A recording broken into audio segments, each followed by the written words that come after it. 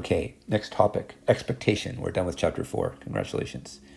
The expectation of a random variable x, denoted expectation of x, is the average number of possible values of x weighted by their probabilities. Okay, so for example, if x has the following distribution table, let's say x takes 4 values, 1, 2, 3, and 5 values, 1, 2, 3, 4, 5, with these associated probabilities, then the expectation is a sum of each of those values of x times its respective probability. So in this case, the expectation is 3.45. It's important to be able to visualize this. If I make a histogram here where I put the 5 values and their probabilities, then the center of this data is exactly the expectation. So the center is 3.45, and I've marked that here with a red arrow right here. So this is your expectation of x. So you can think of it as the center of your distribution or your data. So let's do an example. Let's let x be the weight of a randomly selected person in stat 88. Now, if there are n persons in the class, we attach a probability of 1 over n to each person's weight. Okay, so it's equally likely that I choose any one of the n persons in stat 88. Then the expectation would be the sum from 1 to n, because there are n people, and to each of their weight, xi, I'm attaching the probability of selecting that person, which is 1 over n. So here, xi is the weight of the ith person. You can pull the 1 over n out of the sum because it doesn't have an I in it, and that's exactly the sample mean. So the expectation is the sample mean, in this case, the average weight of people in the class. So properties of expectation. The expectation of a constant is just that constant, and the expectation of a linear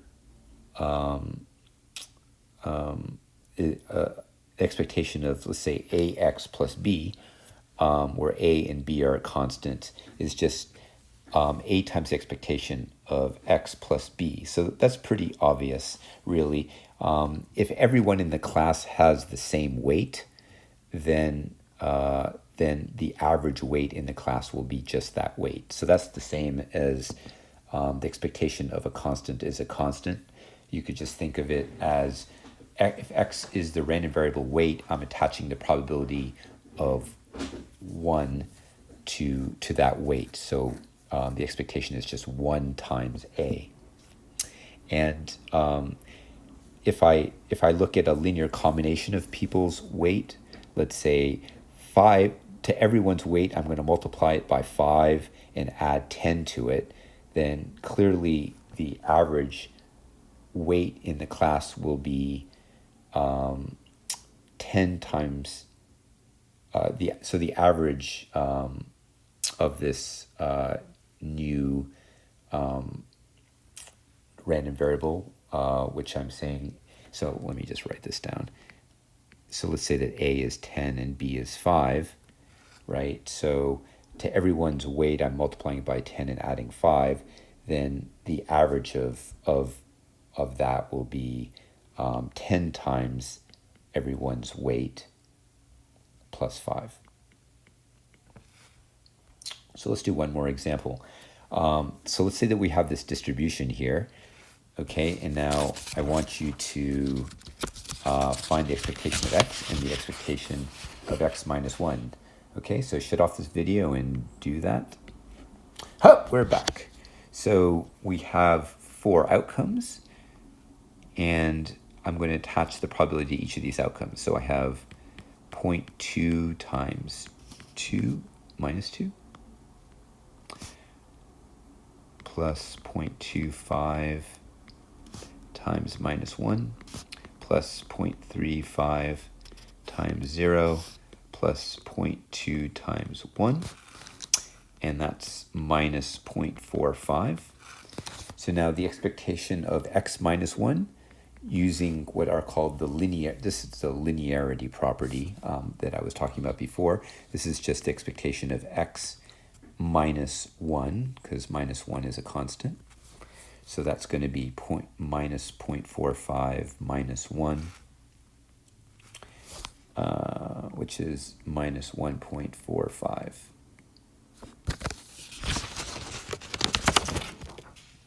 Just kidding. There's one more problem. Okay, exercise 5.73. A box contains 4 blank index cards and one that has a gold star on it. Cards are drawn one by one at random without replacement until the gold star appears. Let D be the number of cards drawn. Okay, so we're going to find the distribution of D. Okie dokie.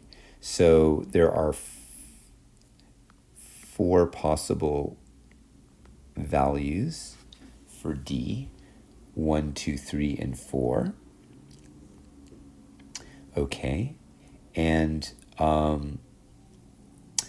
right, so cards are drawn one by one at random without replacement until the gold star appears, right? But the unconditional probability of drawing any one of these cards is 1/4. So I'm going to put here the unconditional probability of any one of these draws. So this is just the same as, this is just by symmetry, right? The probability of drawing a 1 is the same as the probability of drawing a 4. And now we want to find the expectation.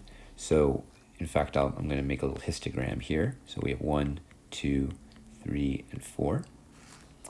And so each of these has chance 1/4.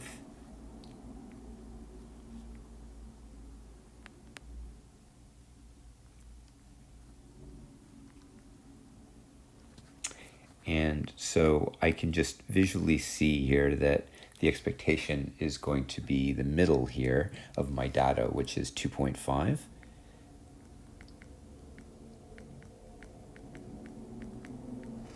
But let's just compute that anyway. So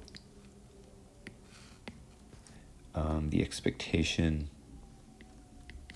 of D is 1/4 times 1 plus 2 plus 3 plus 4, which is 10/4, which is 2.5. Excellent work, excellent work. Just in case you were scratching your head a little bit about this, again, if you don't want to use the unconditional probability and you want to think, okay, let's say that I know that the first that I've chosen, so the chance that the second card is a 2, that would mean that the first card is not a 2. So the chance that the first card is not a 2 would be 3/4, and that the second card is a 2, given that the first card is not a 2, then would be 1/3. And if you do this, the 3's cancel here and you get a 1/4. So just for those of you that can't help yourself but condition on the previous draw. In any case, have a great day. I did this lecture while on some painkillers, so excuse me if I was a little bit loopy, but have a great long weekend, and I'll see you on Wednesday.